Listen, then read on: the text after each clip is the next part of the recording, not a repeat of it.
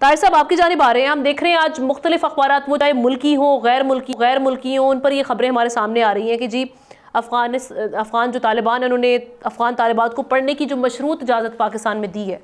ایک تو پہلے یہ بتائیے گا کہ وہاں سے اس کی کوئی تصدیق یا تردید آئی ہے، اور اگر نہیں تو بیرونی دباؤ آپ سمجھتے ہیں اس معاملے پر ہے، اس کو طالبان حکومت کیسے ٹیکل کریں گے؟ بہت شکریہ مجھے دعوت دینے کی. میرے خیال میں کچھ چیزوں کی وضاحت ضروری ہے.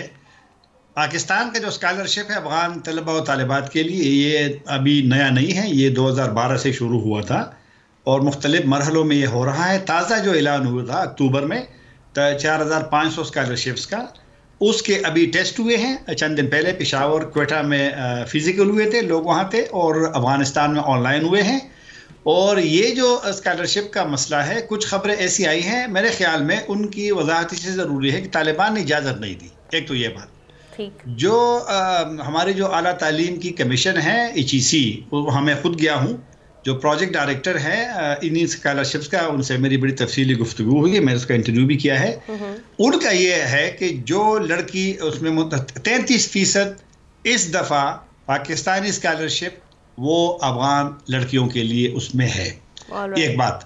دوسری بات یہ ہے کہ جو خاتون جو لڑکی منتخب ہوتی ہے کیونکہ ٹیسٹ میں پاس ہونا لازمی ہے، تو ان کے جو اگر اس کا کوئی جس کی اگر شادی ہوئی ہے یا اس کا اگر بھائی ساتھ آنا چاہتا ہے یا والد آنا چاہتے ہیں، تو پاکستان جتنا بھی جس اس میں سبجیکٹ میں وہ جائے گی تو ان کو ویزا تو ظاہر بات ان کو تو ملے گا، تو ان کے جو محرم ہوگا ان کو ویزا ملے گا. کیونکہ طالبان کی پالیسی ہے کہ افغانستان سے کوئی بھی بغیر محرم کے باہر مطلب ہے کہ خاتون نہیں جائے گی. تو اسی حساسیت کو مدنظر رکھتے ہوئے پاکستان نے یہ بھی فیصلہ کیا ہے کہ ایمبیسی ان کے محرم کو بھی ویزا دیں گے، خواہ 5 سال کا کورس ہو، میڈیکل ہو یا انجینئرنگ ہو یا کسی اور شعبے میں ہو. تو بہرحال یہ ہے مطلب ہے کہ اس پہ طالبان کے ساتھ مفاہمت نہیں ہو. جو خبر جس کی بات آپ کر رہے ہیں کہ وہ راضی ہوئے ہیں افغان طالبان، ایسی کوئی بات نہیں ہے.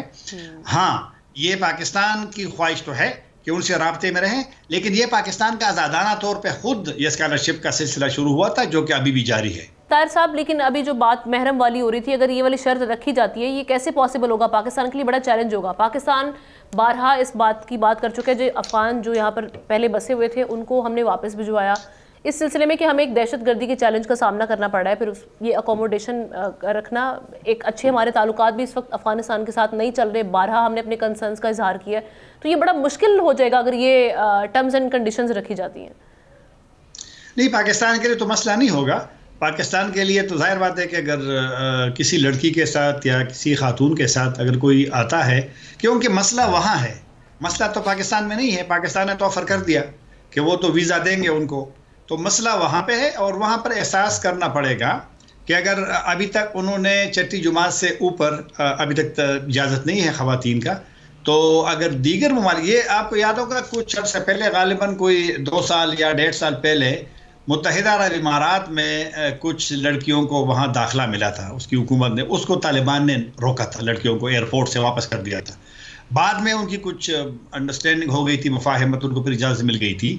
لیکن پاکستان میں تو اگر 33% خواتین کو یا لڑکیوں کو پاکستان نے اجازت دی ہے، تو میرے خیال میں افغان طالبان کو اس پہ بالکل اعتراض نہیں ہونا چاہیے. اور یہ آج کا نہیں ہے، یہ طالبان کے آنے سے پہلے، جس طرح میں نے کہا 2012 سے شروع ہوا تھا. پہلے 3000 اسکالرشپ ہوتے تھے، اب 4500 ہوتے ہیں. اور آپ کہہ رہے ہیں محرم کی شرط سے پاکستان کو پرابلم نہیں ہوگی، بھلے پاکستان کا وہ چیک بھی رکھنا چاہتا ہے. پاکستان نہیں ہوگی، مسئلہ تو وہاں ہوگا نا. پاکستان کے ایک لحاظ سے ظاہر بات ہے کہ اب جتنے پیسے ایک لڑکی یا خاتون کو ملے گی تعلیم کے لیے، اس میں وہ کس طرح گزارا کریں گے، یہ تو ایک الگ سوال ہے.